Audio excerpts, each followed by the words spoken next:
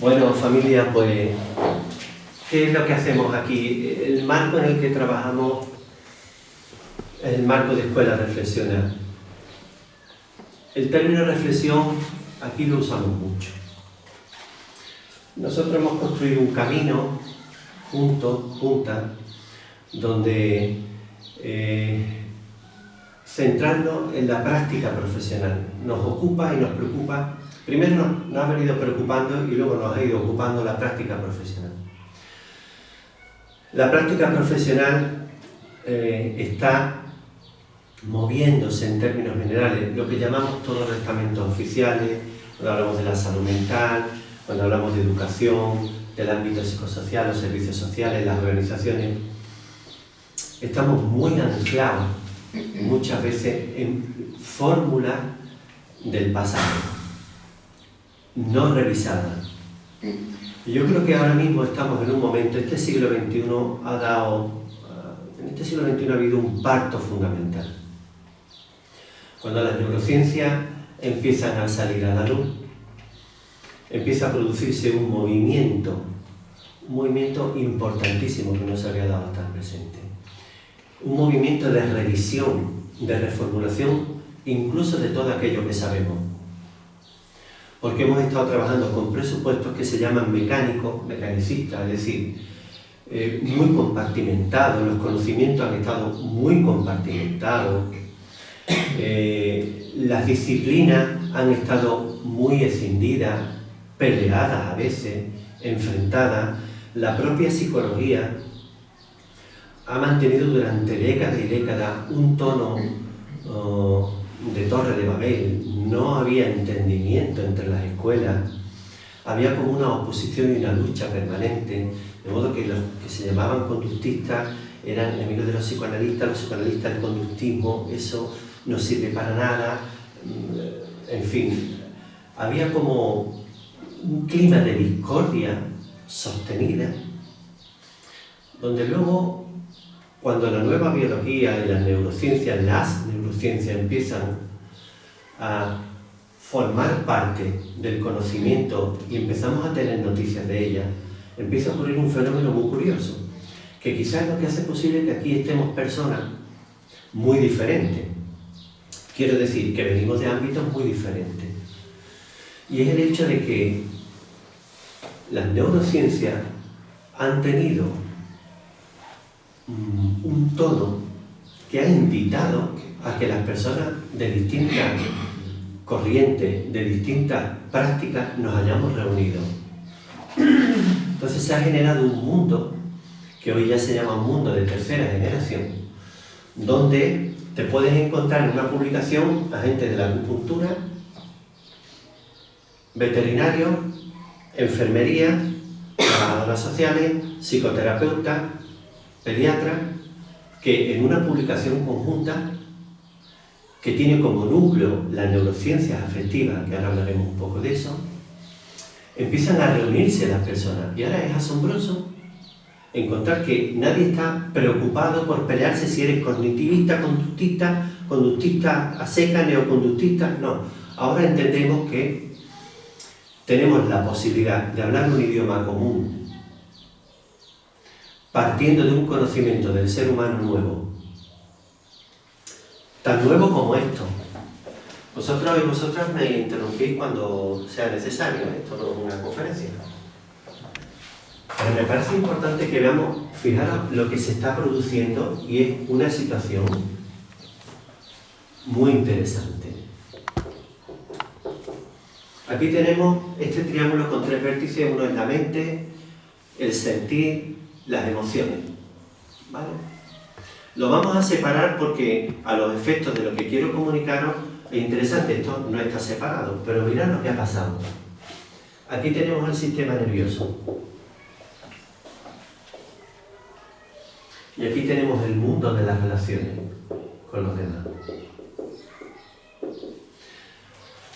Creo que es increíble que un terapeuta de Gestalt, un psicoanalista o un conductista van a centrarse en esto. Y ahora resulta que los debates, que si la conducta, que si la psique, que si el inconsciente, ese debate se ha suspendido. Esta es mi impresión, está suspendido. ¿Por qué? Porque nos damos cuenta que la neurociencia también es la mano de la nueva biología. Habría que decirlo, también hay una nueva biología en ciernes, perdón, y están las neurociencias.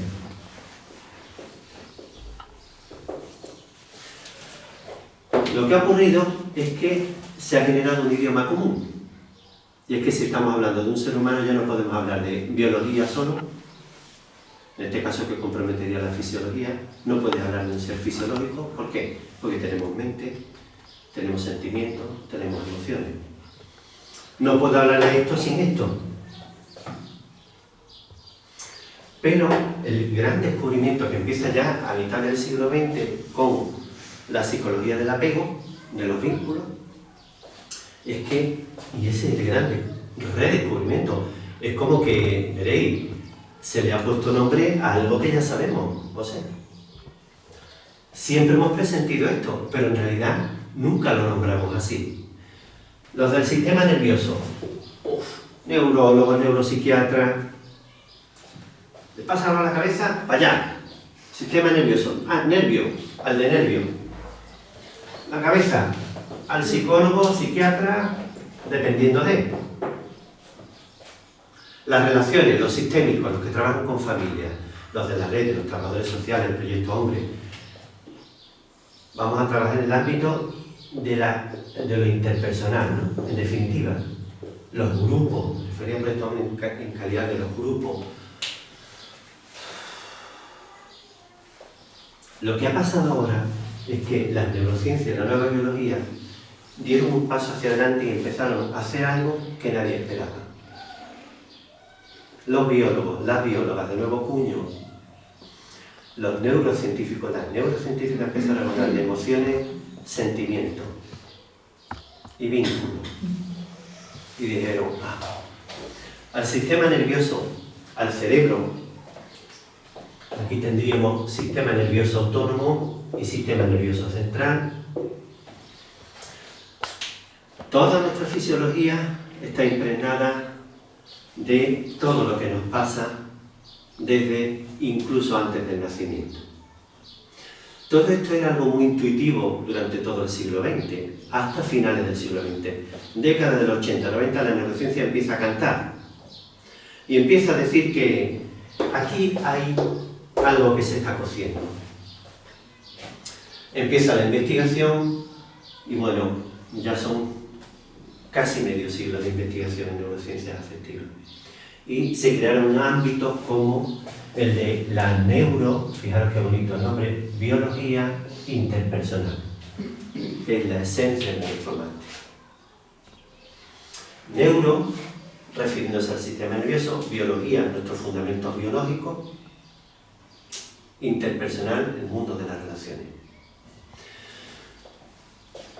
En este sentido, lo que nosotros proponemos en el marco de Escuela Reflexiona y en este máster de formación tiene que ver con un proceso de conocimiento, por un lado, de ponerle nombre a las cosas que hacemos, y un proceso de entrenamiento en el uso de un lenguaje, de unas maneras de hacer, porque es una manera de pensar nueva, una manera de sentir y una manera de hacer, entendiendo que la relación,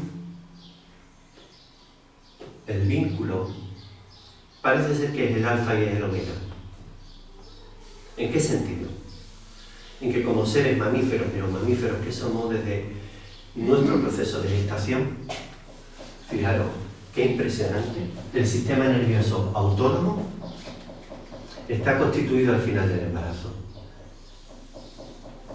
Eso quiere decir que hay un sentir, aunque no hay un cerebro superior, no está el sistema nervioso central, está formándose a niveles de paleo cerebro, el límbico. Pero el sistema nervioso autónomo ya está ahí construido desde el inicio. ¿Por qué? Porque toda la experiencia que va a tener el feto, luego el bebé, la bebé, en el seno materno, va a comprometer no solo a la mamá, sino todo lo que a través de la mamá en su vientre, está ocurriendo. Nos dice entonces la nueva biología y la neurociencia que todas nuestras células de nuestro cuerpo, las células corporales, las células neuronas, las células cerebrales, todo nuestro andamiaje está construido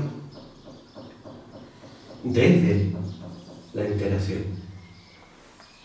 De modo que lo sorprendente de este asunto es que el funcionamiento fisiológico de cada uno y de cada uno de nosotros, que pudiera parecer que es una cosa que funciona automáticamente, sin necesidad de ningún agente externo, todo eso se pone en marcha desde el minuto 1, o desde antes del minuto 1 del nacimiento, por supuesto, en la interacción con los demás. De modo que fijaros dónde estamos en el lenguaje de tercera generación. En un lenguaje donde el idioma se llama integración, donde la mente, el cerebro, el sistema nervioso, las relaciones forman una unidad absolutamente inseparable. La separamos en el lenguaje, pero eso no es posible desde el punto de vista de nuestras realidades. De última hora, 1994, se publica la teoría polivagal dichosa. Esta teoría polivagal llega como una cosa que en principio suena, fijaros cómo suena, teoría polivagal. Vaya, usted sabe.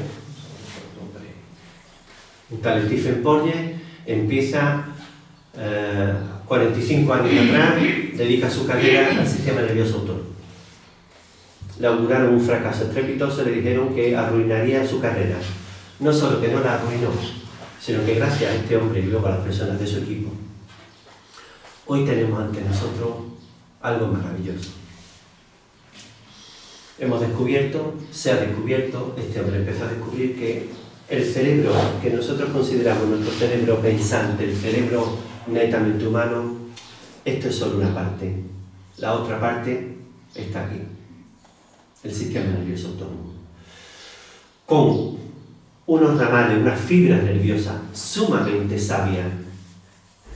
De modo que el concepto incluso de inteligencia emocional tendrá que ampliarse, porque va a comprometer todo nuestro sistema nervioso. Es más, lo que se va a descubrir es que lo que necesitamos los seres humanos para bien vivir, para bienestar, para tener salud, va a depender de la conexión con los demás, la calidad de la relación y del vínculo, y va a depender también de la sabiduría de nuestro sistema nervioso,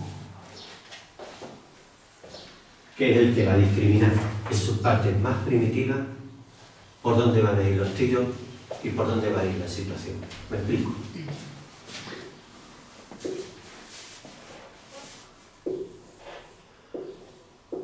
Este sería el sistema nervioso central con el cerebro reptiliano, el límbico y el neocorte, ¿verdad?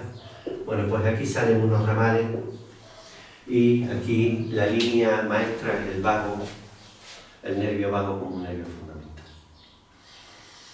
Claro, lo que se ha descubierto es que esto no eran ramales sencillamente fisiológicos, porque estaban considerados, y de ahí el desprecio que la medicina oficial tenía de que alguien dedicara su carrera al sistema nervioso autónomo, porque es un asunto fisiológico, tema la respiración, el ritmo cardíaco. Cuando Stephen Porges empieza a investigar, va a descubrir que nuestro mundo corporal, nuestro mundo visceral, está sujeto a un proceso que se llama neurocepción. Es un proceso que va de abajo arriba.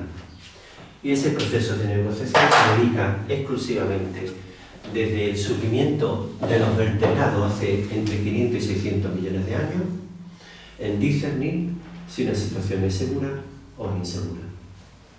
Es decir, en esta conversación, en esta relación, en este momento, en presencia de estas personas,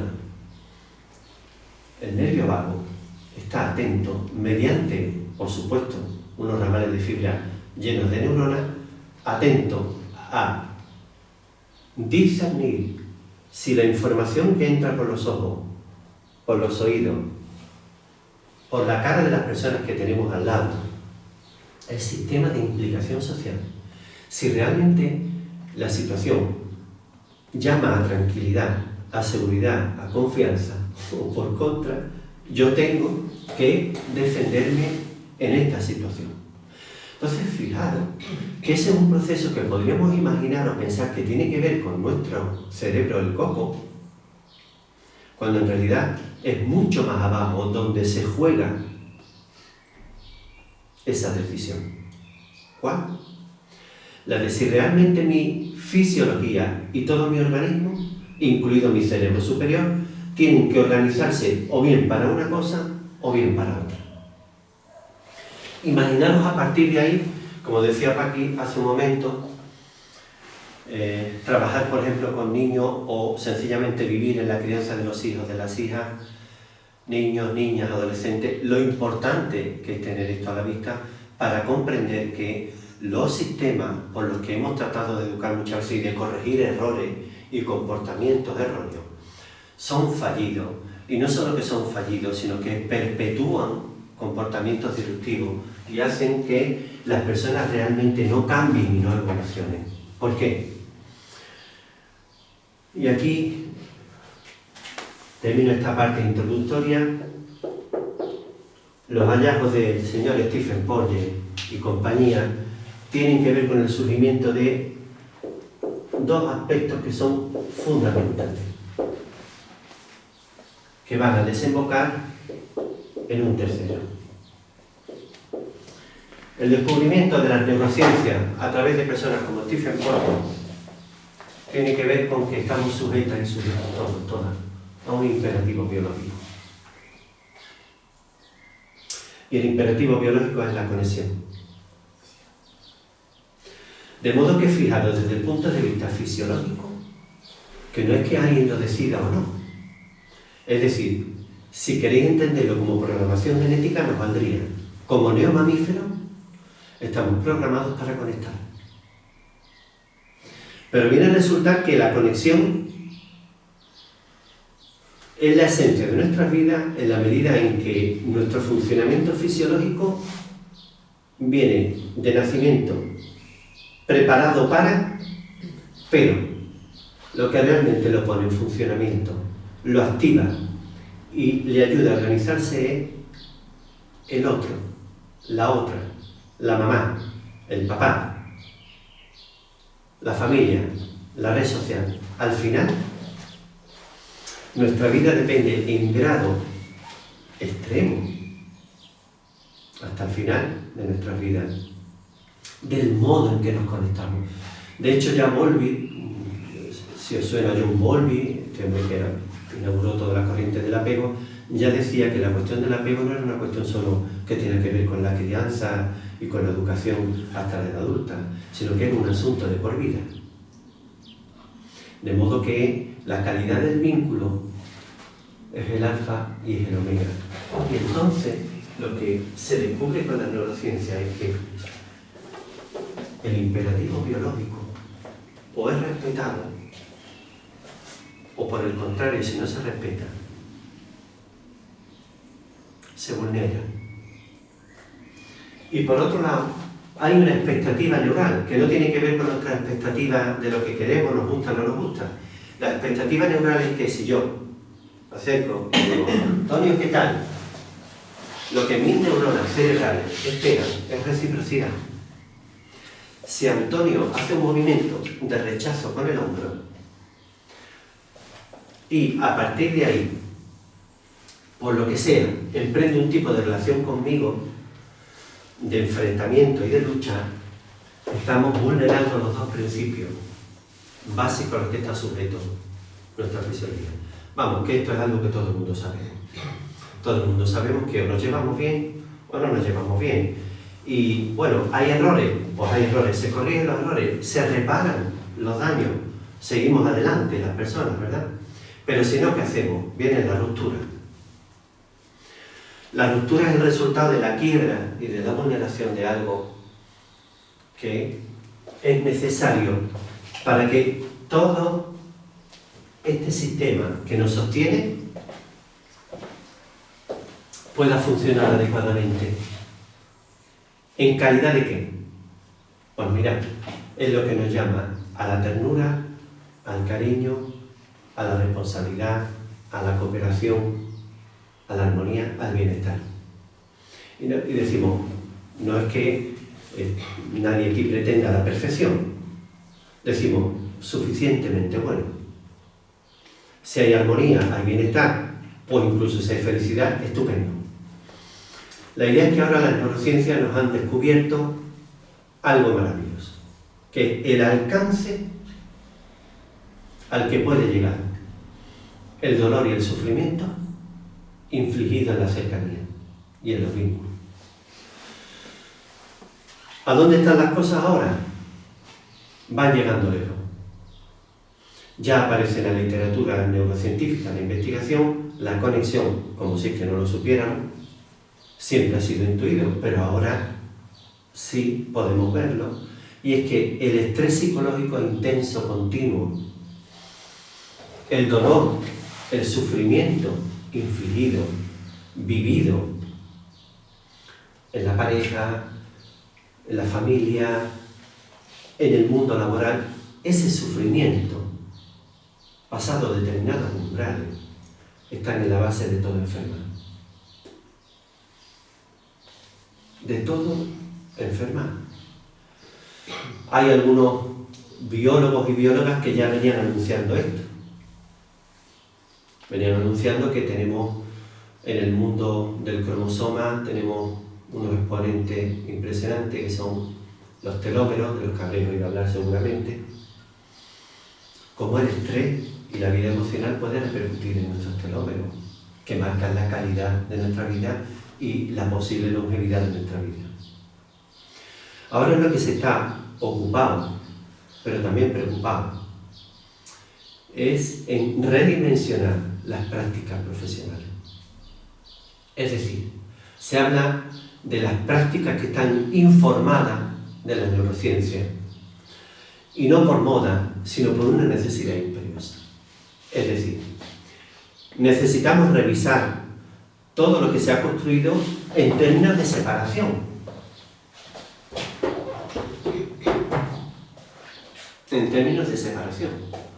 Ha habido campos como un poco la Gestalt, determinados tipos de Gestalt, la terapia familiar sistémica, que sí han entendido que los sentimientos y las emociones están vinculados con las relaciones y la vida interpersonal. En este punto, para nosotros es muy importante dentro de la escuela, y si no tenéis así alguna cosa que comentar o preguntar, yo sí entraría para que vierais el tema del máster con la idea de que os vayáis informados, informadas y que podáis sugerirlo aquí cuando se va a subir la presentación a la web. Porque, ¿qué hacemos nosotros aquí en relación con esto? Es lo que quiero contaros ahora en un momento.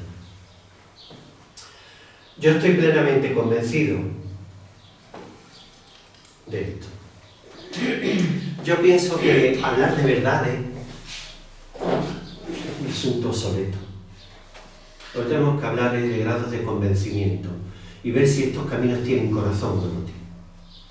Yo, desde luego, en estos 36 años como terapeuta de pareja y de familia, y como orientador educativo que también soy, de briega en los institutos, con menores, con servicios sociales, con justicia, yo lo que he aprendido ahí y lo que he visto, todo esto le ha puesto nombre. No he encontrado todavía nada en mi praxis, en mi experiencia práctica, que desmienta todo esto todo este nuevo lenguaje. Entonces, ¿qué ocurre? Que tenemos a muchos profesionales y a muchas profesionales que bien intencionadamente se dedican al trabajo de las profesiones de ayuda, pero desprovistos muchas veces de un trabajo que tiene que ver con la persona. En este punto, una de las conclusiones más importantes a las que podemos llegar es a la siguiente. Cuando tú trabajas y estás allí delante, contigo no estás ni Stephen Porges, ni el Sun Tzu Corda. Allí no está todo lo que aprendiste, allí estás tú. Y entonces llegas a la conclusión de que en realidad lo que necesitas para dar calidad a tu trabajo es tu propio estado. ¿Quién eres tú? Y tu trabajo personal. Es todo lo que tenemos. Es verdad que luego nos puede asistir y nos puede ayudar. Todo lo que estudiemos y todo lo que aprendamos en un máster o donde sea, en un curso, en una conferencia. Pero al final siempre hay un ínterin en el que estamos nosotras allí, ante la persona, ante el grupo, estás tú. Y solo te tienes a ti como herramienta de trabajo.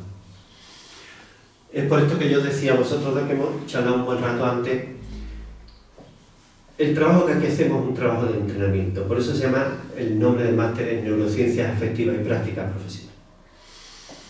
Yo entiendo que si no sirve una formación para entrenar de cara a la práctica, hacemos un flaco favor a la colectividad. Mi vocación en ese sentido como formador, además de terapeuta y como orientador, es la de acompañar a las personas en un proceso que es crecimiento también, si queréis, a nivel, como poco, profesional. Es ir entrenando la capacidad de estar disponible para enfrentarse a lo que sea necesario enfrentarse, con templanza, con el recurso de estar a la altura de lo que necesitan las personas a las que vamos a ayudar y apoyar. En este punto el máster tiene una parte donde nosotros nos apoyamos, siempre una parte de reflexión, de teoría, ahora os contaré. Y os hablaré del enfoque centrado en responsabilidad relacional reflexiva, que digamos es el soporte, es el fundamento de nuestra escuela. Trabajamos con un enfoque en el que yo, como voy pudiendo, a todos los trabajadores de campo nos pasa lo mismo. Uno trabaja mucho en el campo, no tienes tiempo para un despacho, no tienes tiempo para ordenadores. Voy escribiendo y va evolucionando un escrito que empecé hace 20 años, que ya me vale, y que parece ser que voy viendo además el final. Digamos que es un libro de grueso contenido, porque son ya muchos años, donde yo explico todo el enfoque centrado en la responsabilidad relacional. Yo voy a contaros de qué va el máster, pero me gustaría que nos quedase con las ganas de comentar algo, de preguntar cómo estamos en la conversación. Muy bien. ¿Cómo andas? Yo, por lo menos, tu voz me está relajando muchísimo. ¿Has hecho gimnasio? Sí, no, sí, porque yo estoy mirando y digo, oye, absorbiendo. Total. Bueno, mejor así, ¿no? Claro, por supuesto. ¿Alguna cosa que hayáis conectado, hayáis sugerido?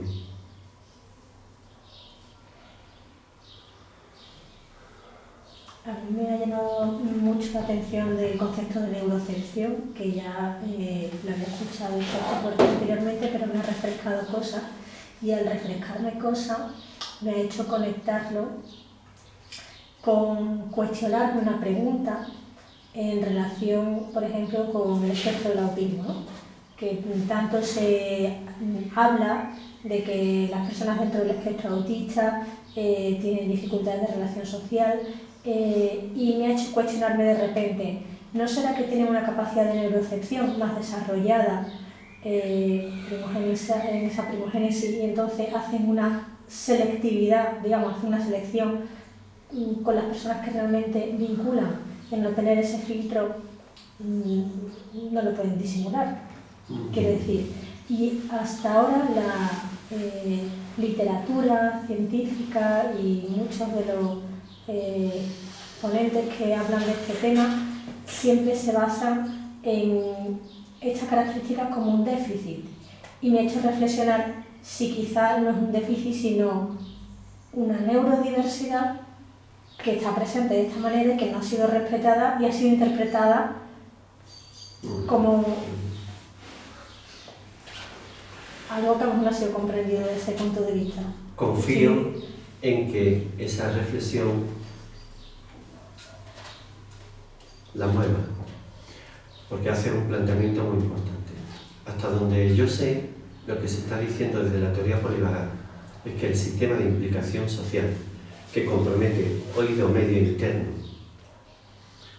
y todo lo que tiene que ver con el músculo orbicular cigomático, toda la expresividad de la cara, lo que mantienen en la teoría polivagal es que el sistema de implicación social está intacto. Sorpresa. Porque claro, se habla de un déficit que, como se tiene un trastorno neurológico, cerebral, hay un déficit, hay ahí, vamos a entenderlo para que nos entendamos, avería en la máquina. Sin embargo, el equipo de allí, de Estados Unidos, de Porges, han incluso creado una máquina, un aparato tecnológico, donde hay unas grabaciones, hay unos auriculares, y donde se trabaja con el autismo desde hace ya un par de décadas, como poco en Estados Unidos, con el tema del autismo. Yo he visto vídeos, información con Porges, online. Nos ha puesto vídeos que realmente nos ha estremecido. Como por ejemplo un hombre de 45 años, después de 5 sesiones de trabajo, con sonidos, música, sonidos vocales, que tratan de incidir e impactar en el oído medio y oído interno. Mirad, en este tramo tenemos un mundo, 5 nervios craneales y un vago que está conectado a todos los sentidos. Esto es un mundo. Vista, gusto, oído, olfato, voz, el sentido del paladar, la garganta, laringe, faringe, un mundo. ¿Qué es lo que ocurre? Que cuando hay sufrimiento del tipo que sea, puede ser un sufrimiento fetal, un sufrimiento genético, lo que nos da a entender la teoría polivagal es que hay una interferencia, pero el sistema está intacto por debajo. Esto es impresionante. Entonces, ver a un hombre de 45 años, autista, con sus padres allí,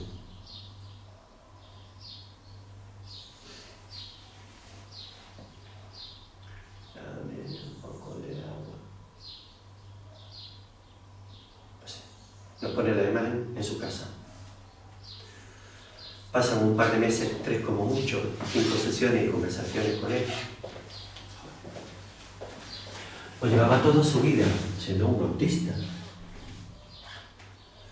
Tengo grabada la cara de ese hombre y me emociona cada vez que lo recuerdo, ¿no? Porque aquel hombre sonriendo. Una sonrisa amplia, hablando, conversando, moviendo la cabeza, porque además su cabeza era así. Esa persona, sí, hablando con Stephen Porges, mirando allí a otro que entraba a volar. Eso está dando la vuelta al mundo. Entonces, fijaros que estos conocimientos, la idea no es que estemos hablando de cosas milagreras. Estamos hablando de un conocimiento que tiene toda una base de investigación, miles y miles de horas de investigación, donde llegamos a la conclusión de que, por ejemplo, habré llegado a la conclusión en la teoría polivagal de que el tono de la voz,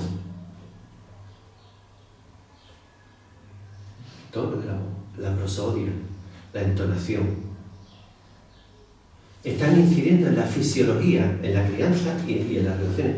Están continuamente incidiendo en nuestra fisiología. De tal manera que el hecho de hablarle a quien sea, pero sobre todo si hablamos de educación o de crianza, hablar de una determinada manera se puede convertir en una herramienta fundamental. ¿Para qué? Para parar la reactividad, la defensividad, la disrupción, es decir, es tu presencia al final. Lo que tratamos de hacer entonces es educar o reeducar esa presencia. Porque está claro que hay cosas que nos gustan y cosas que no nos gustan, y se nos va a notar en la cara. Y eso no es malo. Eso es lo que debemos comprender. ¿Qué significa eso que nos pasa? ¿De dónde parte y a dónde va? ¿Y cuál es su destino? Como por ejemplo entender que El nervio vago está conectado con todos los órganos vitales. Entonces el trabajo que aquí realizamos tiene que ver también con un entrenamiento en mindfulness, con la idea de que aprendamos y activemos los circuitos de conexión mente-cuerpo. Tenemos que trabajar también en ese sentido. ¿Por qué? Porque en nuestras vísceras hay intuición, en nuestros corazones corazonada, en nuestro olfato algo hay que no me gusta, hay algo que me encanta, porque todo eso es una fuente de información que viene de nuestro cuerpo. Mientras que a nosotros nos educan en el pensamiento, y hablábamos también hace un rato de cómo en las escuelas, objetivo, resultado, preocupación, estrés, los exámenes, yo más, tú menos, competitividad y dale que te pego. Cuando al mismo tiempo tenemos dispositivos, porque aquí tenemos dos asesores y asesoras del C, hay un montón de proliferación, de siembra con respecto a inteligencia emocional, educación emocional, neurociencia, pero está pasando algo y no está pasando solo en la educación. Y esa brecha es la que intentamos en nuestro dispositivo de formación tratar de disolver. Es conocimiento que incluso desde la propia organización educativa, una consejería, una delegación se promueve, pero luego es una praxis en la educación donde estamos informados, ¿verdad? Pero no es una información encarnada. ¿Por qué? Porque al final el plano de la exigencia administrativa, el nivel de estrés, el ritmo que se lleva en las escuelas hace que haya un abismo entre ambas cosas. Pero lo mismo casi puede ocurrir en el ámbito psicosocial, puede ocurrir en salud mental, puede ocurrir en las organizaciones. Es decir, nuestras praxis no están a la altura de lo que se sabe. Cuidado con lo que se sabe entre comillas. Informado o informada, yo no hay reunión donde vaya, dice, los telómeros, la gente. El nervio vago.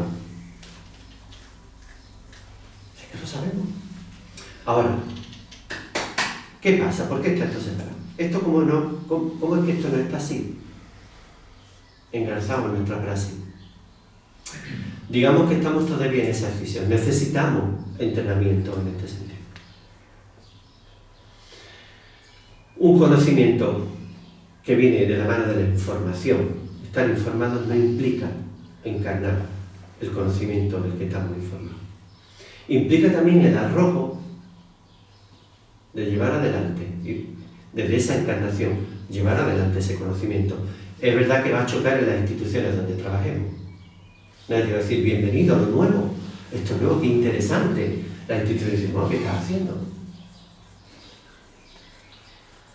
Y algunas personas que están aquí han pagado también sus precios por innovar en el mundo educativo, ¿verdad? El precio de recibir como noticia que realmente estás haciendo lo que no debías hacer. Hoy la gente se forma en estos ámbitos, pero luego la otra corriente nos arrastra, el día a día. Tanta gente, salud mental, 40. Ahora, habla de salud mental del nervio vago. Sí, por supuesto, sí. La teoría polivagal. Pero se me olvidó al minuto cuando yo estoy allí delante de la persona. Yo creo que necesitamos reformular los marcos en los que trabajamos. Tener el arrojo también de encarnarlo, atrevernos a hacerlo. Y no se trata de revolucionar nada. Yo, desde luego, no voy a promover ninguna rebelión, jamás. Rebelión no. Sí que nosotros tenemos un concepto un tanto especial, que es la desobediencia reflexiva. En este sentido, yo puedo, sí lo digo por honestidad, por integridad. Yo sí me la he jugado muchas veces y he corrido importantes riesgos. Y me ha costado y he pagado mi precio. de no entrar por donde había que entrar como orientado. Yo cuando a veces me llaman los institutos de la pública para trabajar de esta manera, digo, ¿cómo es posible? A mí me llaman para trabajar con trastornos graves del comportamiento en los institutos. ¿Quiénes? Pues no lo sé. Un día levanto el teléfono, me llama alguien que yo no conozco. Quiero decir con esto que la formación que aquí hacemos es una formación no solo informada, de todo lo que significa lo que nos está aportando el conocimiento y que lo necesitamos, y sobre todo porque todavía no lo he dicho hasta ahora, a la vista de todos y de todas estas. Estamos en un presente muy difícil. Y a mí es verdad que se me pone el tono dramático cuando pienso en la crisis climática tan dramática que tenemos. La crisis que tenemos, que no es solo económica,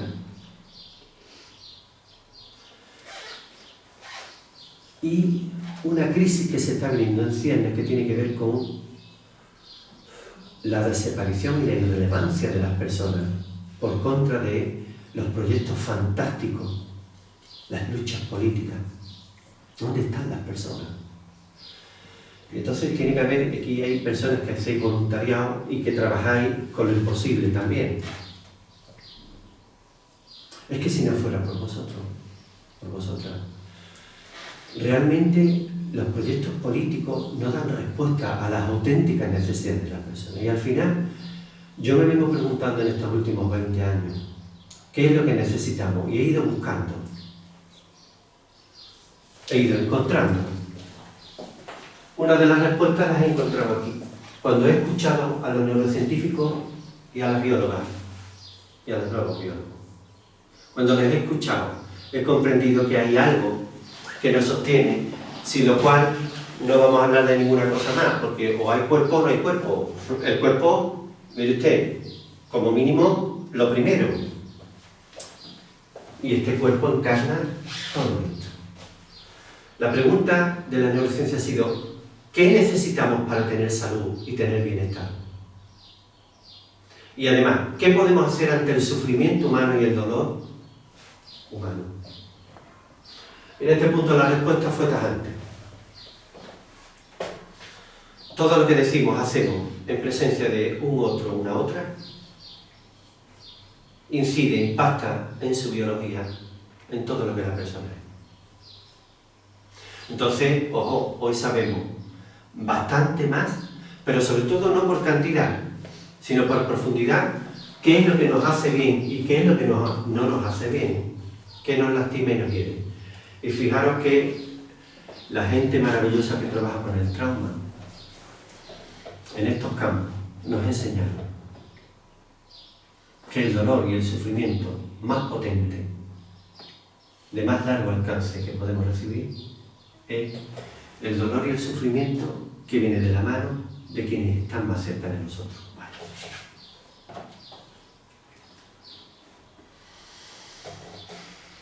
Entonces imaginaros, cuando pensamos en el clima social, en el clima internacional, en el clima político, el avance tan doloroso de ideas radicales, están preponderantemente las ideas radicales de tipo fascista, neonazi, por ejemplo.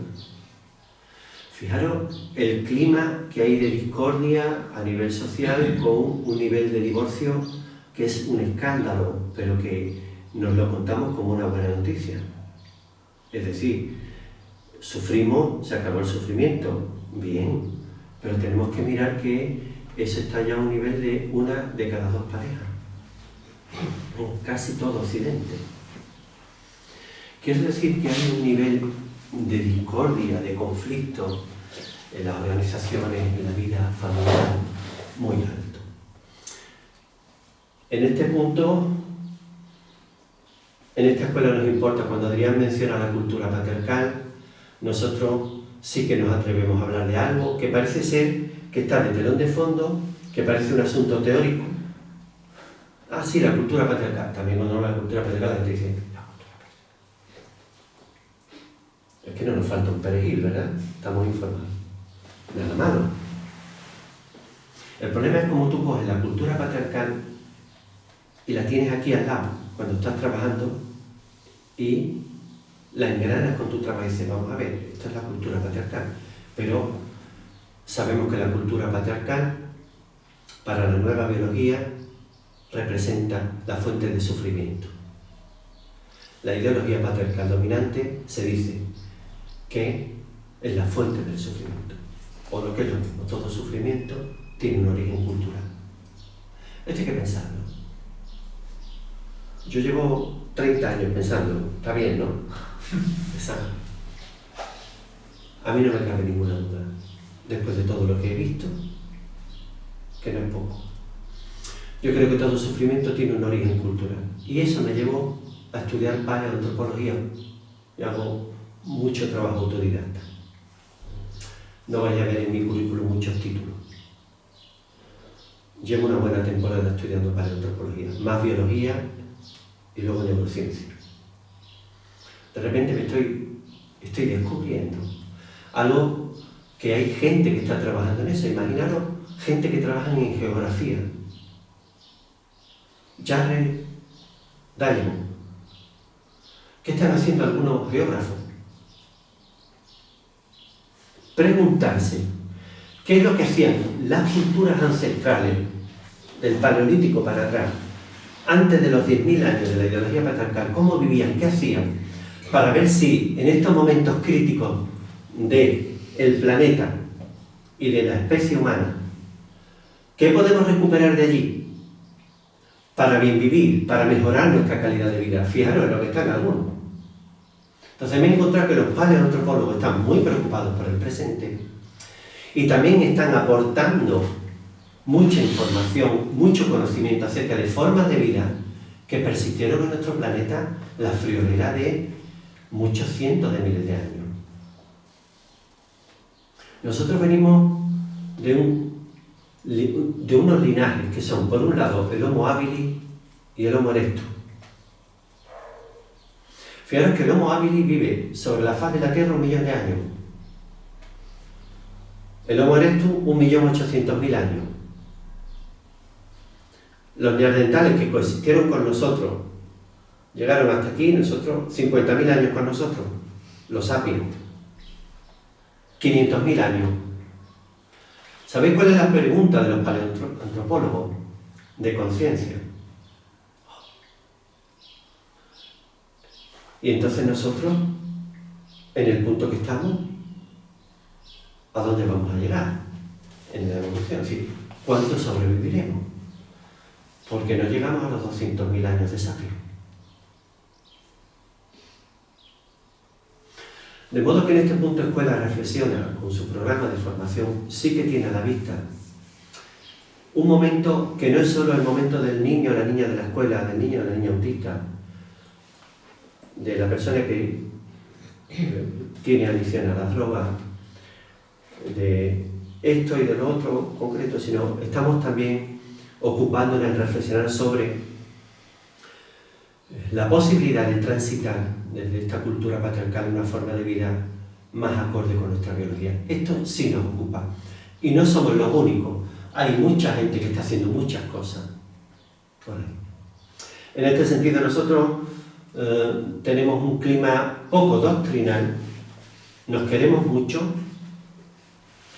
no le tenemos demasiado apego. Ya veis que no estamos en las redes sociales, tenemos una página web.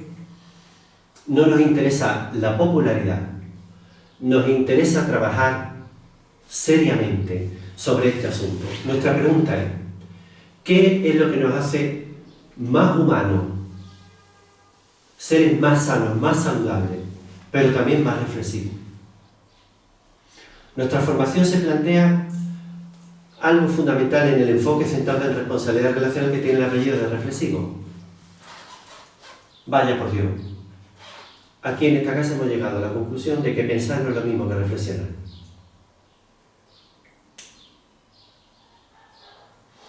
De modo que yo mantengo que la especie Homo sapiens ha evolucionado en una dirección desde el pensar. pero no desde el reflexionar. Y no puede ser reflexivo todo lo que estamos viendo todos los días. Y ya desde aquí, por favor, no permitáis que nadie os venda la moto de que nuestra condición humana es así, bipolar. Somos buenos y somos malos. Somos agresivos, aunque también podemos ser cooperadores. Somos competitivos, y somos críticos, y la crítica es constructiva. Bien, desde aquí, no y no. No. Nuestra dotación biológica no está preparada para vivir en la lucha y en la oposición. De modo que toda la primera parte de nuestra formación está orientada al estudio de la cultura patriarcal y ver qué trayectoria ha traído en los seres humanos. Cuando hablamos de humanidad, más de 2 millones de años. Hablamos de cerca de los 3 millones de años que hablemos de un ser humano. Claro, las características que han tenido todos estos linajes, Sapiens sapiens, que empezaron haciendo una cosa y al final de su extinción hicieron lo mismo. ¡Qué fracaso! Pero yo de repente, cuando he visto la friolera de 1.800.000 años del Homo erectus, que llegó a coexistir con el Sapiens, digo, Dios, ¿qué hicieron para vivir 1.800.000 años? Claro, no nos trajeron el móvil. ¡Qué desastre! No traían lavadora, secadora, vídeo. ¿Pero cómo vivieron? Y yo digo, Dios, no seré el único que se está preguntando esto, y menos mal que me encontré. Mi curiosidad, yo pienso que la curiosidad es necesaria en todo esto. Yo la tengo bastante insaciable. Voy a las casas del libro, por aquí y por allá, y me veo a este tal Diamond, que tiene toda una bibliografía dedicada a investigar. ¿Qué podemos destilar de ahí? Y te lo dicen literalmente, estamos en un momento crítico y dramático de la humanidad. Necesitamos inspirarnos. Entonces este concretamente se ha ido para del 10.000 para acá.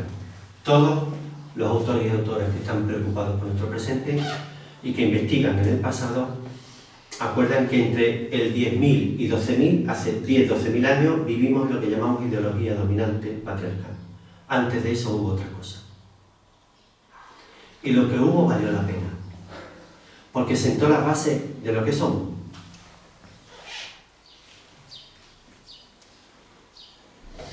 Nuestra formación, entonces, tiene una primera parte, como decía, de estudio de la cultura patriarcal y del enfoque centrado en responsabilidad relacional. Bueno, pues no tiene misterio. Este enfoque es una perspectiva integradora, una más, de las que hay muchas. La nuestra tiene sus particularidades. Nosotros pensamos que, dado que somos esto y las cosas parece que van por aquí, el concepto de responsabilidad relacional lo trataron gente estadounidense, un grupo, un equipo que capitanea un tal Kenny Hergen. En un viaje fortuito a Nueva York, yo me encuentro con un libro que se llama Responsabilidad Relacional en castellano. Yo tengo una experiencia, que a alguien le puede parecer, oye, con un libro, estaba flotando, no. Tuve una revelación. Era la idea de, fíjate lo que tú estabas proponiendo, era ponerle palabra a algo que yo sentía profundamente. Dimos de alta más tarde, años más tarde, fui construyendo el enfoque y hace unos 3, 4 años, 5 años, dimos de alta en propiedad intelectual el enfoque centrado en responsabilidad relacional reflexiva, le pusimos el apellido reflexivo. La idea es sencilla y compleja a la vez. Asumir lo que somos implica una gran responsabilidad. Entonces toda la formación va orientada al entrenamiento para ayudar a las personas a producir en su vida un fenómeno que llamamos autorregulación, porque se interpreta, no solo desde el enfoque, sino inspirado en la neurociencia, que todas las patologías son redefinidas como procesos de desregulación de nuestro sistema nervioso al completo. Son procesos de desregulación. No son averías en una máquina. No somos una máquina. Somos un ser vivo complejo donde las patologías son redefinidas como intento de recuperar el imperativo mecánico, restituir el imperativo biológico y la expectativa neuronal, o lo que es lo mismo. Encontrar una forma de vida suficientemente buena. En este punto, todo lo que se considera enfermedad mental, trastorno mental, son intentos, eso sí, a veces duros y muy desesperados, de restituir el equilibrio. El equilibrio en todo este sistema nervioso, que está sujeto a la necesidad imperiosa de que haya amabilidad en el trato, haya respeto. No nos sintamos solos en el sentido de aislamiento. Sentir la cooperación y el apoyo mutuo. El ser capaces de reparar nuestros errores y nuestros daños, porque no somos perfectos, pero que exista la posibilidad de la reparación.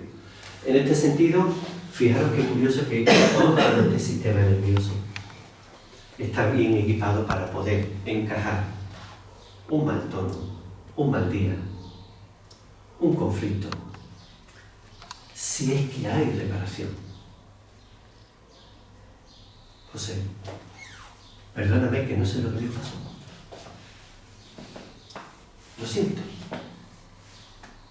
Y voy a intentar que esto no vuelva a ocurrir. Que es diferente a... Oye, a ver qué pasa, a ver si hablamos, ¿no? Porque estoy esperando una disculpa.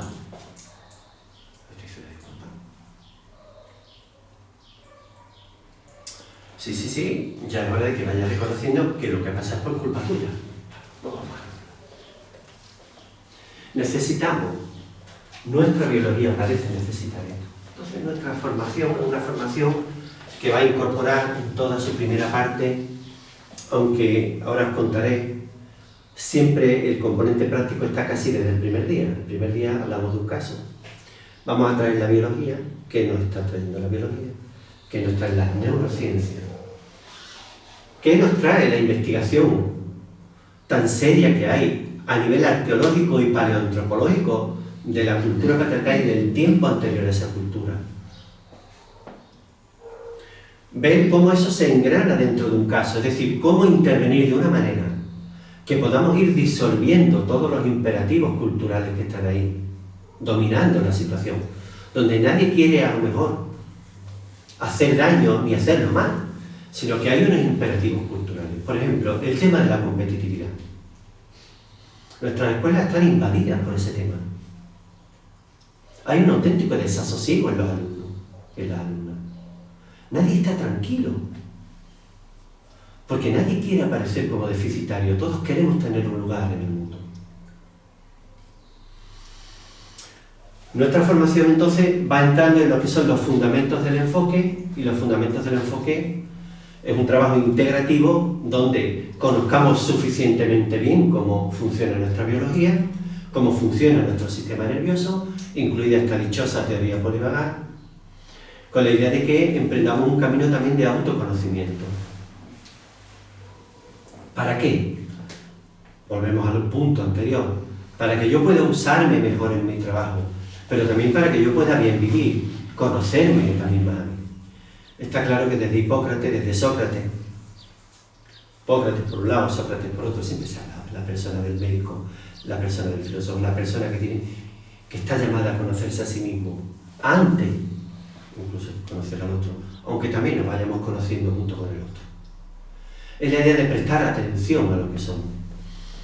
En este punto, casi desde el primer día, y si me falla la memoria puede ser el segundo, empezamos a trabajar con casos. Casos donde vamos a ir integrando los fundamentos del enfoque y vamos tratando las distintas temáticas. El tema del programa se pone en vivo a través de un caso. No importa que el caso sea de una índole o de otra. Salud mental, servicios sociales, nos da igual. Lo importante es ilustrar. Si vamos a hablar de cultura patriarcal, lo vamos a ver en un caso. Y el caso va engranando, conforme avanzamos en el temario, las propuestas del temario. Es decir, si hoy toca ver nueva biología, vamos a ver el tema de la nueva biología en el caso. Vamos a ver la teoría polivagal, vamos a ver el apego y vamos poniendo capas y capas hasta ir creando un espacio donde el caso va creciendo, los casos se van completando y vamos viendo más, ¿no? Todo el mundo plantea siempre la formación, sobre todo las personas que trabajan en organizaciones institucionales, pero yo, es que estoy yo, una orientadora te dice, es que yo, claro, en el instituto no puedo pararme.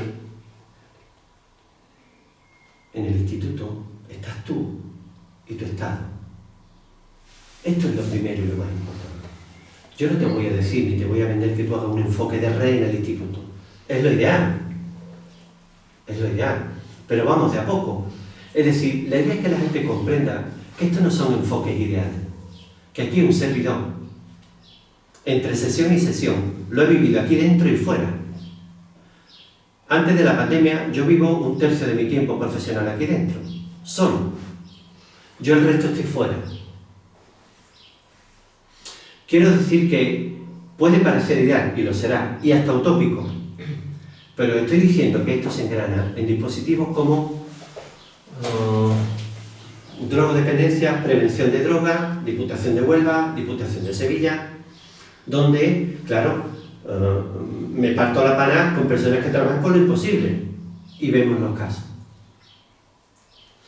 Quiero deciros que todo esto es algo que, por decencia, como mínimo, es lo que yo entendí y encarno, donde esté mi consulta fuera de aquí.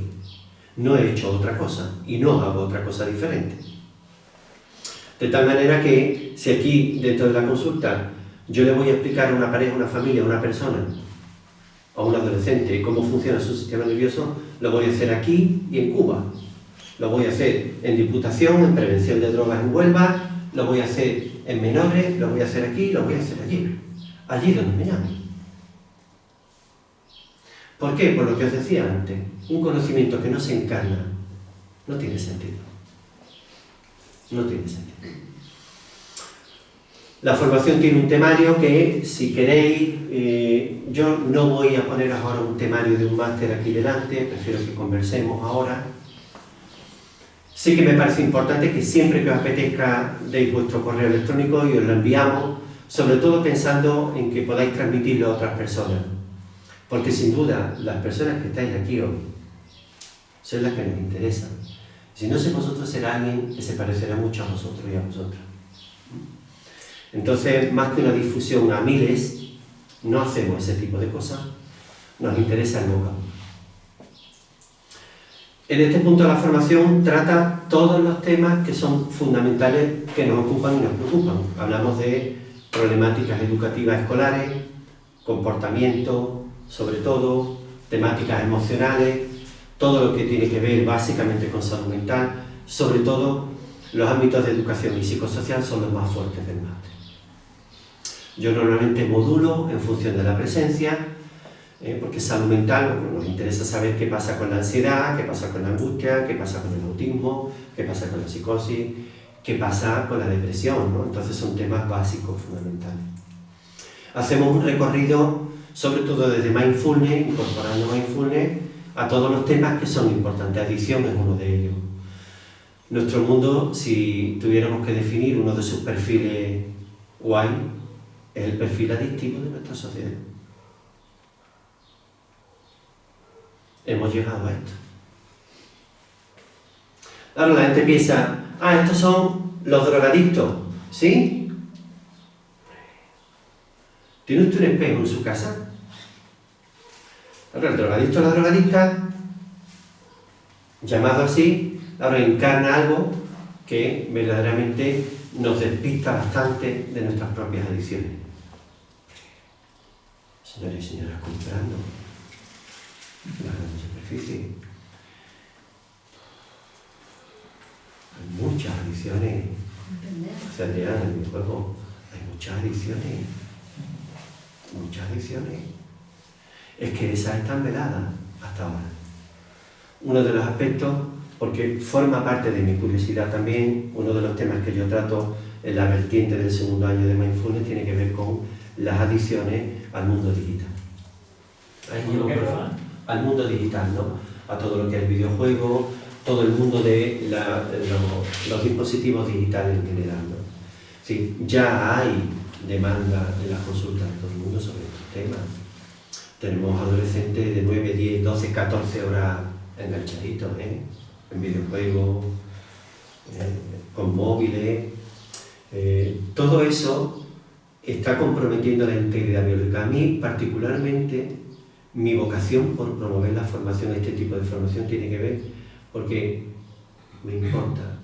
Yo tengo mis momentos en los que yo siento dolor, a mí me duele, el ver lo que veo, en muchos sentidos, ¿no? Es decir, ver una serie de cosas. Y no quiero hacer como todo el mundo, que es refugiarse en su negocio. Yo podría vivir en mi consulta a estas alturas y no lo hago. Por una decisión consciente, lo mismo que renunciar a la carrera académica de la universidad. Colaboro con la universidad, la Pablo Otra. Pero me mantengo a una distancia prudente. ¿En qué sentido? En el sentido de que yo estoy aquí porque me importa. Me duele el que se diga que hay una crisis ecológica dramática. El que como especie está en riesgo la integridad de nuestra especie, ¿entendéis? Sin mencionar que ahora están de nuevo jugando a los juguetitos nucleares, como dice Harari en su obra Sapiens. Estamos ahora en un momentito crudito. Y creo que hay una crisis también en el sentido de que la ideología patriarcal aprieta el acelerador como nunca. Está cogiendo velocidad de vértigo. Entonces a mí me resulta dramático que, estando en la situación de crisis ecológica, se estén derrochando energías, dinero e investigaciones en cosas que tienen que ver con Marte, por ejemplo. Me parece alucinante. En ese sentido, una vertiente de nuestro programa de formación, que está recién llegado, es la neuroética. A mí me interesa. Cuidado con la ética, que tiene sus diferencias con lo moral. A veces se identifican los dos términos. La escuela reflexiona no está en plan moralina. Sí que hablamos de una ética biológica. Esa ética biológica debería ser una ética que nos obligara. Pero desde la concienciación, no desde el gobierno ha dicho. Hay que ver. Es decir, no salen ustedes de casa. Toque de queda. Toque de queda. Tiene que ser a golpe de esto. Porque si no, no cooperamos. A nosotros entonces sí nos interesa ver el componente ético desde la ética biológica. Nuestra pregunta siempre es: ¿qué necesita un ser humano? ¿Qué nos enseña la ciencia? Los esfuerzos de tantas y tantas personas acerca de qué es lo humano y qué deberíamos, qué es lo ideal que vayamos haciendo para preservar lo humano y hacer que tengamos continuidad. Esto es lo que a mí me importa. Nuestro programa básicamente es este. Tratamos el asunto de los vínculos desde el origen. Por ejemplo, hay una temática que es el estrés psicológico, una temática que es transversal, porque siempre estamos hablando de él, pero hablamos desde el estrés perinatal. Hay que ver este asunto de las mujeres preñadas. Qué poco cuidado hay en el mundo con la maternidad. Como si eso fuera algo mecánico. Cuando en realidad una mujer en estado de preñez lo que necesita es el acopio de una comunidad, el cuidado de una comunidad. Yo trabajo aquí con mujeres que vienen embarazadas, en una situación de acoso laboral. Está bien, ¿verdad? Está embarazada, está acosada laboralmente. Digo, bueno, ¿qué es lo que pasa aquí? Se pregunta qué es lo que pasa aquí, qué está pasando. El estrés psicológico en el embarazo se ha revelado desde la investigación como una de las fuentes de sufrimiento, de dolor, de disfunción de todos nuestros imperativos biológicos, que se revelan nada más nacer la criatura. Tenemos poco cuidado en nuestro mundo. Yo he llegado a una conclusión, no pretendo que sea trágica. Pues mira, A mí es una conclusión que me está trayendo libertad. Mi conclusión en el presente es que alrededor del 80% de todo lo que tenemos y hacemos no vale madre. Alrededor del 80%. Creo, inspirado también en la psicología budista, el mindfulness, como ya sabéis, tiene su inspiración en la psicología budista. No me declaro budista, porque no me declaro ni ista ni isto. Me parece importante tener en cuenta la dimensión de la psicología budista, porque mindfulness ha echado sus raíces ahí, y en la psicología budista al final también parece que está muy sintonizada con todo esto. Por eso preguntáis, ¿qué necesitamos realmente? Parece que poco. Necesitamos poco. Y ese poco tiene que ver con algo que es mucho, porque es todo. ¿Quiénes somos? Uno con otro, con los otros. ¿Quiénes somos entre nosotros? ¿Cómo nos tratamos? ¿Qué hacemos cuando vienen los imperativos de la vida? La enfermedad, la muerte, la crisis, el conflicto, una pandemia. ¿Qué hacemos? Esto es lo que importa. Y al final nuestras necesidades son pocas. Ahora, son extraordinarias, porque valen por todas las otras que nos han creado nuestra ideología dominante. Buena compañía, buen aire, buen agua, buenos nutrientes en la tierra. Pero sobre todo necesitamos climas relacionales que nos ayuden a sostener una vida de un ser humano que sabe que va a morir. Qué cosa, ¿verdad? ¿Cómo es posible que vivamos como si eso no existiera? Ya ni siquiera con las noticias de una pandemia, de la gente que abandona este mundo. Tampoco. Luchar, pelear, yo quiero más, y yo tengo que llegar antes. ¿Cómo es posible la cosa? Y ni siquiera somos capaces de ver, parece ser, que las personas que se drogan, que dicen, oh, ha echado su vida a perder, las personas que se deprimen, oh, personas que tienen esquizofrenia, que tienen esto, que tienen lo otro, nos están soplando todo el tiempo que esto no funciona. Pero se puso en medio algo que ocupó todo el espacio, es comprender que las personas que tienen trastornos es que están averiadas.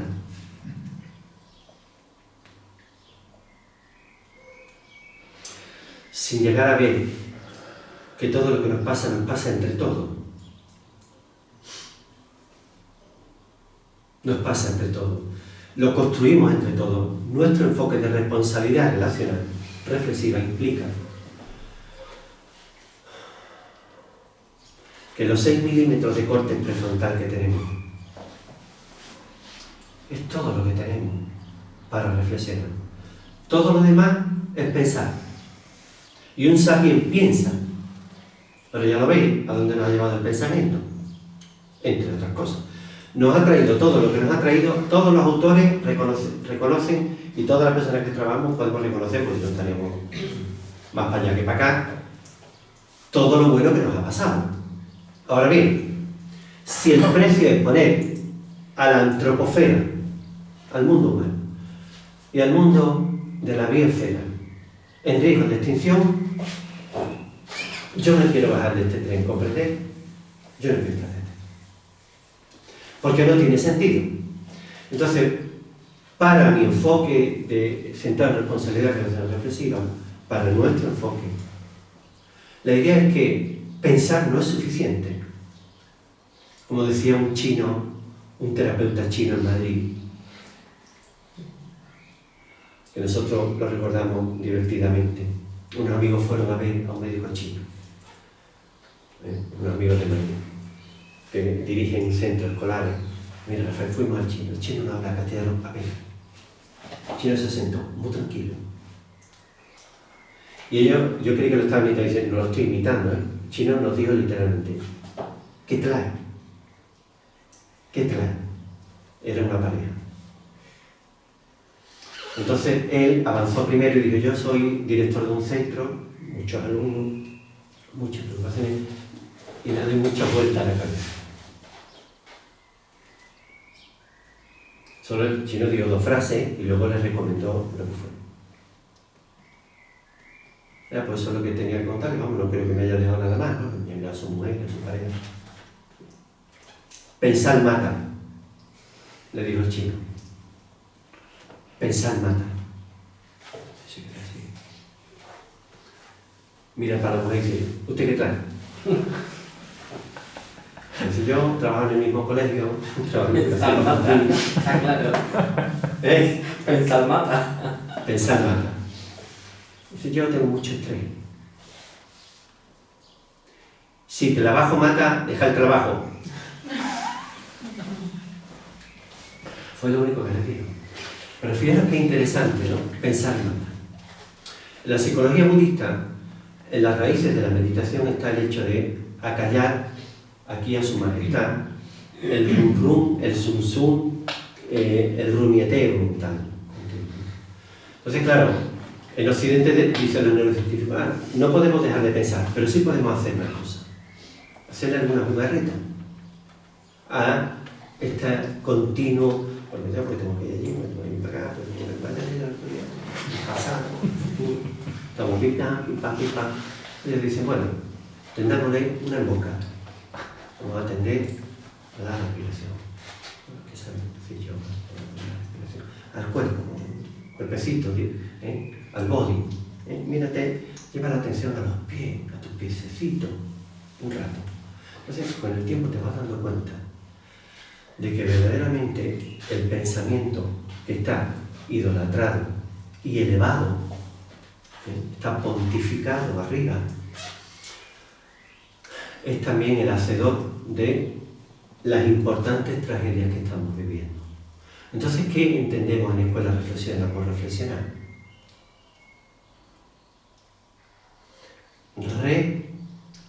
Reflexionar. Volver a flexionar. A flexionar. Sí, eso significa etimológicamente. Volver a flexionarte. Volver a dar un paso atrás y darte cuenta de lo que piensa, lo que siente, lo que hace. Y parar. Engranamos entonces las neurociencias afectivas con la tradición del mindfulness, el mindfulness investigado, estudiado. O si tenéis curiosidad, hay un instituto que se llama Mente y Vida, el Mind and Life, inaugurado por biólogos en 1987, fijaros, en reunión con los monjes y monjas budistas, lo preside el Dalai Lama, Tenzin Gyatso. Es curioso que todos los años desde el 87 se reúnen para llevarse luego materia a las universidades e investigar sobre todo tipo de dolencias. Claro, al final te das cuenta de que un enfoque milenario, la acupuntura, la medicina tradicional china, Tai Chi, yoga por supuesto, y mindfulness se están incorporando en los tratamientos del trauma, en los tratamientos de los problemas psicosomáticos, en los problemas de las enfermedades autoinmunes, en el Alzheimer, y de repente esto sí que es maravilloso, estas sí que son las buenas noticias, el darnos cuenta de que hay otros caminos, caminos que recuperan tradiciones tan antiguas como el budismo, la práctica budista de la meditación, 2500 años, donde el respeto por la oración del cristianismo primitivo como una forma de meditación, por ejemplo, una oración redefinida, no clerical, etc. Sí, vas viendo que se van integrando en un cuerpo cosas que al final son prácticas de toda la humanidad, porque por otro lado está la música, la pintura, la danza, el canto, el baile. Y resulta que todo eso que ha hecho siempre la humanidad, la escritura, se convierten en las herramientas por excelencia de todo lo que se considera de vanguardia en las intervenciones terapéuticas. ha estado ahí todo el tiempo. Pero ahora sabemos qué significa eso para un sistema nervioso, para la integridad de una persona, para su salud, para su recuperación. Ahora sí lo sabemos.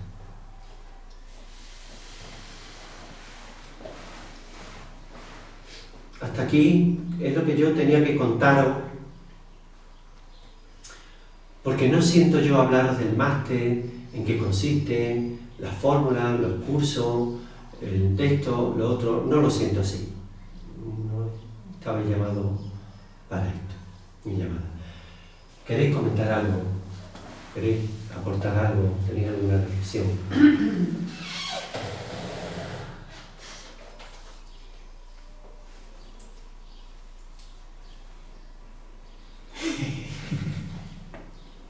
¿Tenéis alguna pregunta? ¿Hasta qué hora podemos hacer? Porque yo tengo mucho. Un ratito, el tiempo que usted está.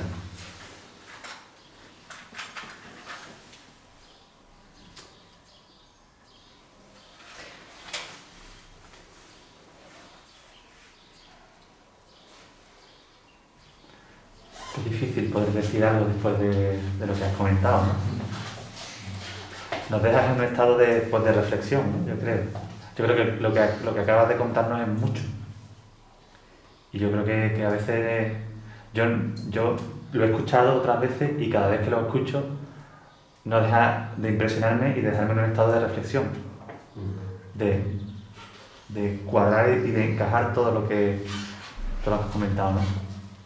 Yo, por ejemplo, que nosotros que trabajamos con adolescencia traumatizada, que tienen comportamientos muy llamativos, comportamientos que bautizamos como disruptivos o problemáticos. Cuando entras en contacto con todo esto y te das cuenta de que ya no son solo síntomas, sino que son intentos de recuperar ese equilibrio que tenemos al nacer, ese equilibrio homeostático, ese imperativo, la cosa cambia. Y que por muy llamativos que sean esos comportamientos, son intentos de restituir esta conexión y este imperativo que partimos de base. La historia cambia. Y las conversaciones en torno al comportamiento cambian también. No solo en nuestro ámbito de trabajo, sino en los institutos, y hablo solamente de adolescencia traumatizada. Que podríamos extenderlo. Todo lo que hacemos en el día a día lo hacemos por una razón, por intentar preservar. ¿Por qué hablé antes de cultura patriarcal? Porque al hilo de mindfulness me da la sensación que la cultura patriarcal intenta desviar la atención fuera de nosotros todo el tiempo. Por eso es tan difícil poder centrarnos en lo que tú acabas de contar. Son tantos los estímulos y tantos los problemas, tantos los esfuerzos de esta cultura patriarcal, tantos los fondos invertidos en marketing para mantener nuestra atención fuera de nosotros, que es realmente complicado. Es realmente complicado. Sí, pero los que tienen problemas de atención son los TDAH. Efectivamente. Hay que ver que un TDAH. ¿Quién? No, es un TDAH. Los chicos que tienen trastorno de atención con hiperactividad o sin ella, ellos son los que tienen problemas de atención. Cuando todos estamos en general muy dispersos, muy exiguidos por el ambiente. Y la cantidad de recursos que se invierten. Yo no dejo de pensar en los esfuerzos, en ese intento de disolver conductas, ¿no? Ese esfuerzo que ponemos a extinguir conductas, tantos recursos empleados en eso, y cuánto bien haría todo lo que has contado en los contextos en los que nosotros nos movemos, ¿no? Cuánto bien, y qué fácil haría el trabajo. Me pregunto, ¿podría hacerlo mucho más fácil, quizás? Por lo menos facilitaría más, sobre todo porque lo que estás diciendo añade una cosa, porque quiero escuchar más cosas. No quiero que se me vaya esto, es importante. Una de las dimensiones de la formación que hacemos tiene que ver con que las personas que acuden se entrenen en habilitar las competencias y los recursos naturales de los que llamamos usuario, usuaria, cliente, paciente o grupo. Es decir, no solo esa cualidad, ese entrenamiento sirve para que el terapeuta ayude, sino para que ayude a los cuidadores, es decir, cuidadores de cuidadores, hacer comprender a las personas que una pareja, una mamá, un papá, un abuelo, un tío, un hermano, un amigo, un vecino, tiene esas competencias dentro de sí. Para que la gente pueda prescindir de la presencia profesional. Entonces yo creo que en ese sentido hay un recorrido un poco al revés, hay una eclosión de especialidades, cuando en realidad, vamos a ver, necesitamos tantas especialidades. Lo importante aquí es comprender que el organismo funciona como una unidad integrada y preparar a los profesionales para que puedan responder y estar a la altura de eso. Y ayudar a las personas que rodean a ese individuo que llamamos como paciente, cliente, usuario, que tiene el problema, pero lo presenta, que ellos se conviertan en una fuerza de cambio. Esto es muy importante. La gente piensa que los profesionales hacen algo que es muy especial y que desde luego ellos y ellas no podrán hacerlo. Nosotros tenemos que ir a un psicólogo. ¿Cómo? ¿Qué es una psicóloga? Pues tú tienes que ir al psicólogo. Es que cuando alguien dice, tengo una lengua, pero vas a un psicólogo.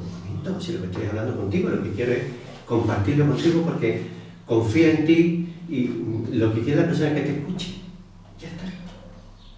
Y una buena escucha puede hacer que una persona no tenga que recurrir a un terapeuta. Pero no tenemos tiempo. Es mejor que vaya al terapeuta. Y los regazos de los terapeutas están ahí para comer. Pero es que no nos olvidemos que todo el mundo tiene un regazo. Lo entendemos, ¿verdad? El regazo. La capacidad de cuidar al otro. Y de sostener. De acompañar. Eso lo tenemos todo. Está aquí. Yo tomé la decisión hace más de 25 años de no prescribir sesiones sucesivas. Me inspiré en los noruegos, que tienen una técnica que se llama el equipo de reflexión, y la desarrollé. Entonces, a la pregunta, ¿tenemos que volver? Le digo, no. Ustedes, con lo que el trabajo que hemos desarrollado aquí y lo propuesto, anden camino. Si me necesitan, vuelvan a contactar. Pero no antes de un mes y medio o dos. Claro, esto en mi gremio es como una cosa absolutamente inusual. Algunos lo hacen, pero no lo confiesan. Tienen temor. Porque la psicología me dice, tiene un problema, empieza aquí, tiene que hacer este recorrido hasta aquí. ¿Eso cuánto hay? Ya me ha dado el alta al psicólogo. ¿Cómo? ¿El alta? Estaba enfermo. Estaba enfermo.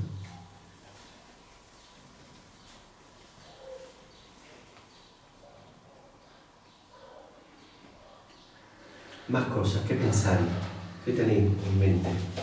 Yo te quería preguntar, en la praxis, ¿por qué un ejemplo de cómo, desde el momento que entran a formar parte de la escuela, desde el primer momento hablas de... ¿Te refieres a los clientes? ¿Te refieres a la gente que se forma? No, cuando empezamos la formación. Cuando empezamos la formación. Hay parte teórica y después hay parte práctica. Hacemos una presentación como hoy y yo hago una breve introducción sobre la formación general, no muy diferente a esta, y entramos en el tema que nos ocupa. Yo normalmente invito a que la gente traiga un caso, si están trabajando. Tienen preferencia en su caso, si no hay casos, yo propongo de aquí, de allí, de la escuela, de servicios sociales. Lo que sí hacemos es que el tema tiene un recorrido reflexivo. Es decir, yo no empiezo con el cañón que está fuera del cañón, pero tema 1, apartado 1, no. Apartado 1, cultura católica. Vamos, vosotros que observáis y empezamos un proceso de reflexión. Es decir, hay una pregunta abierta y hay un continuo ir y venir entre el grupo y yo, el grupo, el formador, el ponente, la persona que viene, los miembros del equipo, para hablar también ellos. Hay una conversación. Entonces, si tratamos el tema cultural, ¿tú qué observas en la cultura? ¿Qué observáis en la cultura? Bueno, ¿y qué observáis de positivo y qué no es tan positivo? Y construimos el tema. Luego, mi responsabilidad es hacer un cierre aportando los elementos que el grupo, para eso viene a formarse, y esa es mi responsabilidad, yo tengo que aportar ahí la otra dimensión. Entonces, todo el trabajo será así. Por ejemplo, si tenemos el caso práctico, yo cuento un caso o alguien cuenta un caso. Todos los miembros del equipo, del grupo, fíjate, dicho equipo, se constituyen un equipo. Cada uno aporta, ¿no? Digamos. Sí, y es, ¿qué veis aquí? ¿Qué queréis que pasa? Esta situación, ¿qué pensáis sobre ella? Entonces vamos haciendo una lluvia de ideas y ponemos en marcha la técnica del equipo reflexivo y responsable. Es decir, el clima aquí es el siguiente. Y en este caso yo soy firme con esto. Aquí no se viene a discutir ni a debatir. Esa es mi propuesta. Claro está que no vamos a estar de acuerdo. Siempre, ¿verdad? ¿El desacuerdo es malo? No, en absoluto. No le tenemos miedo al desacuerdo. Ahora bien. Pero eso que tú has dicho, Antonio, yo no lo veo así. Es que yo creo que tú no has tenido en cuenta esto no nos vale. ¿Y por qué no nos vale? O algo peor. No, Marta, eso no es así. ¿Cómo que no es así? ¿Es que acaso hay un pensamiento que no lleva un sentido? Esa persona está hablando desde sí. Entonces, no es amén de forma hipócrita, no. Marta lo ve así, lo pone al centro. Y yo no me voy a ocupar en... No, Marta, eso no es así, mira, eso es que tú no has tenido en cuenta esto. Claro, si yo tengo un tema en el centro, yo ya no estoy en el tema. Yo estoy en la discusión con Marta. Claro, la cultura y la ideología dominante nos ha enseñado que así es como se crece. ¿Cómo? Por oposición. Y la dialéctica, esa dialéctica opositora, que es la que se ha instituido incluso en los parlamentos democráticos, que manda pantalones. Entonces, pelearse es un asunto que va a hacer evolucionar a la comunidad.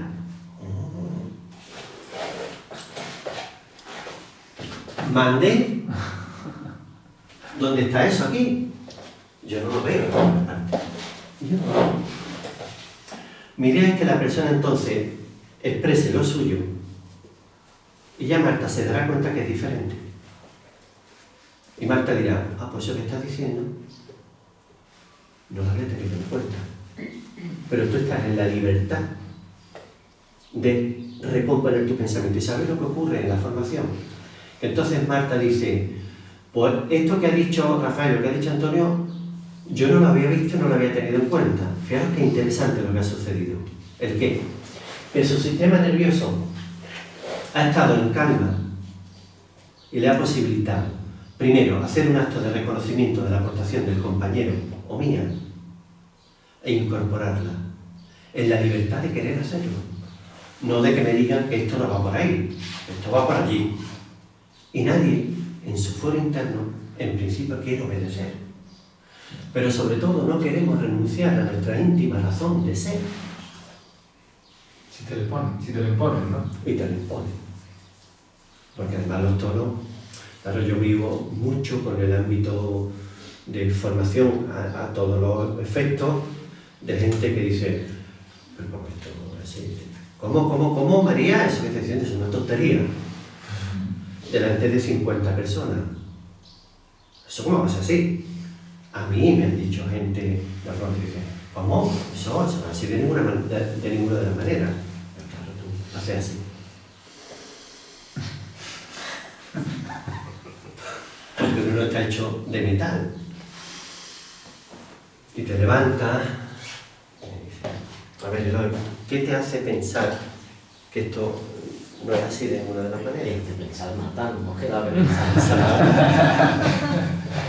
Y tienes que hacer algo para que esa persona recapacite, ¿no? Se dé cuenta que es un acto comunicativo, intimidatorio. De pasivo-agresivo. ¿Eh? Pasivo-agresivo, que es muy típico. Es muy típico. No. Sí, no. ¿Eh? No. Que te llega hasta la médula. Adrián, querías comentar. Sí, yo quería decir algo al respecto, porque me parece muy importante las preguntas que has planteado, o la duda, ¿no? Yo cuando inicié la formación en 2010, recién salí de la carrera, 20 y pocos años, yo entré por estas puertas y yo me encontré con un grupo que yo creo que la persona más cercana de mi edad me superaba los 10 años. Recién salí de la carrera, sin ningún tipo de experiencia profesional. ¿Tú tenías 22? 22, 23 años tendría. Al hilo de lo que ha comentado Rafael del crecimiento, para mí fue quizá una de las experiencias más importantes en mi vida, en general, personal y laboral, porque aquí os daréis cuenta de que una cosa no está separada de la otra, si es que no lo sabéis ya. Es que yo podía hablar, podía compartir en este sentido, en la línea en la que está hablando Rafael, y tener la atención y el respeto profundo y sincero de personas que me doblaban, que me sacaban 10 años y que tenían infinitas experiencias.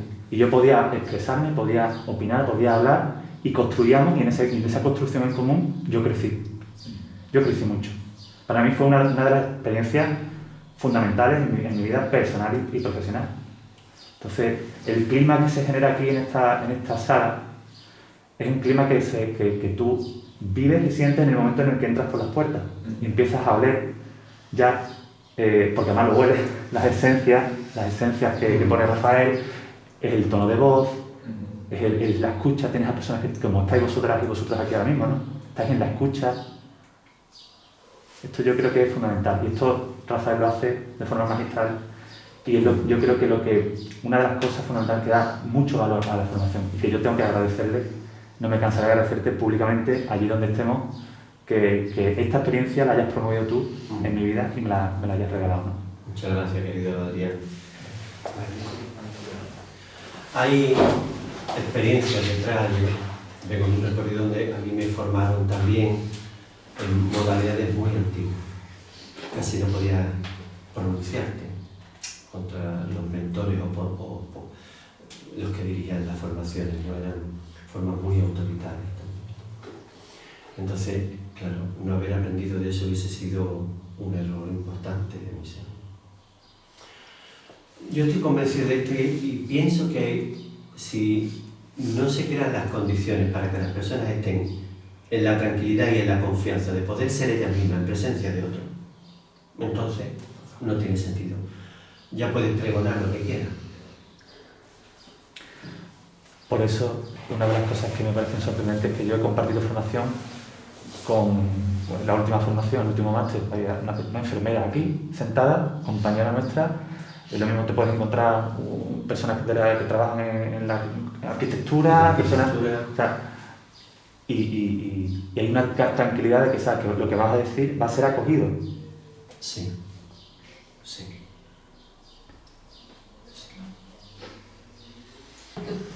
Bien, muchas gracias por haber venido aquí. Gracias. Muchas gracias, Chari, José, Marta, Antonio. Muchas gracias a ti. Encantado, por favor. Encantado. Y hasta siempre.